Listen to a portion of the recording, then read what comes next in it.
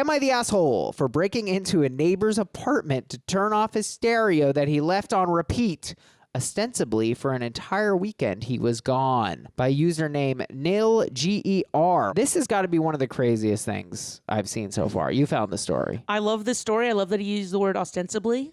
Ostensibly meaning for all outward appearances. Great word. I use it all the time, ostensibly because I'm very insecure and I want people to think I'm smart. I'm smart. Love me. I'm good. I can hear almost everything that my neighbors on both sides do. Okay, so I guess he's in like a duplex or something.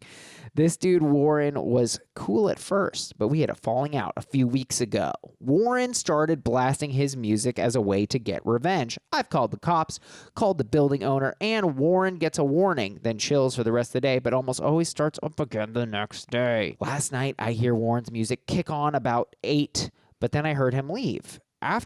Then I got high, played for the 10th time. I knew he was fucking with me. I texted him asking me when he was coming back. He said, "Oh shit, sorry man, not coming back until Tuesday, so sorry." I called the owner and she said there was nothing she could do. I called the cops and they said there wasn't anything they could do without a warrant. She said she would talk to her supervisor about getting a warrant, but I never heard back from her. I tried to drown out the music with my headphones, but couldn't take it anymore. So at like 2 a.m., I hopped over his fence and pulled up his sliding glass door and went into his apartment and not only turned his shit off, I cut the cord to his 2003 circa iPod clock radio that he was using to repeat the song. I then wiped off all my fingerprints as best I could and went home and slept soundly. No fallout yet, but I feel a little guilty and I certainly shouldn't have cut the cord to his iPod player. But am I an asshole? Edit.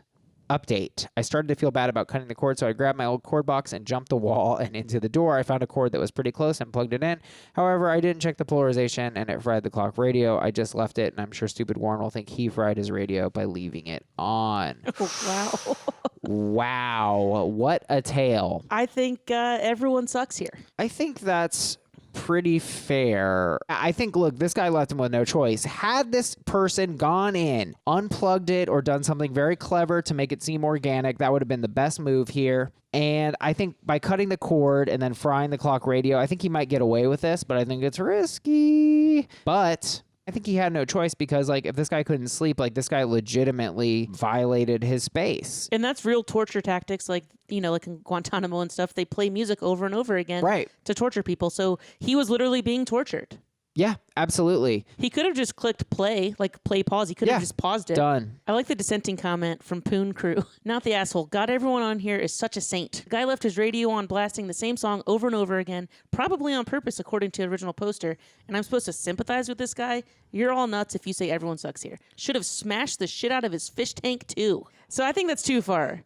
Vandalizing this man's property. The fish didn't do anything wrong. See, the thing is, this is a lose-lose for this being an everyone sucks. This guy needed to be an NTA because they're in an escalating conflict, and with a normal friendship, if you're in an escalating conflict, you can try to resolve the conflict. And if you don't feel like that will work, you just cut the person out of your life. No problem. I mean, that's really what you have to do. But in this case, you can't cut the person out of their life because they are geographically linked to you. I would say that this is really a good case for discretion as a better part of valor, because in this case, like, now this guy is potentially even more fucked. He fried his clock radio. He broke it. Like, this is going to make the other guy angrier. This is going to lead to more escalation. Like, the focus here needs to be on de-escalating, because in the end, it doesn't really matter what this other person feels on a personal level, but it profoundly matters because it's affecting your life. But the thing is, I don't know how he could have been nice, other than just turning it off, I guess. But oh, no, he had to just turn it off. Yeah. I mean, there was nothing else he could do, but like, I think the move would be to go over there after and be like, hey, man, I just want to say, and maybe wait a few days so it doesn't seem like he just broke in, but just,